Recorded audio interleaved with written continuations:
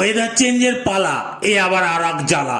Fan বন্ধ রাখবো না চালু রাখবো বুঝতে পারছি না শালা। ফ্যান চালালে পরে ঠান্ডা লাগছে জোরে, ফ্যান বন্ধ করলে আবার গরম লাগছে ঘরে। সাথে মশা শোনাচ্ছে গান, ঝালা পালা হয়ে যাচ্ছে গান।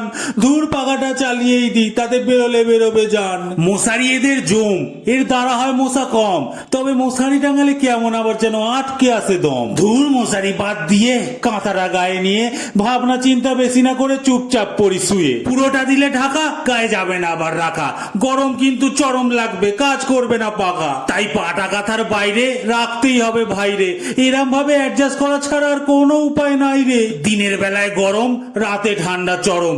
শোয়ার আগে গা ধোয়া বন্ধ, বলতে নেই কো সরম। কি আর করা যাবে বল, ঘাম হচ্ছে অনর্গল। এপাশে আবার শীতকালের মতো ঠান্ডা ঠান্ডা লাগছে জল। প্রকৃতির কি লীলা, ছোট হয়ে গেছে বেলা।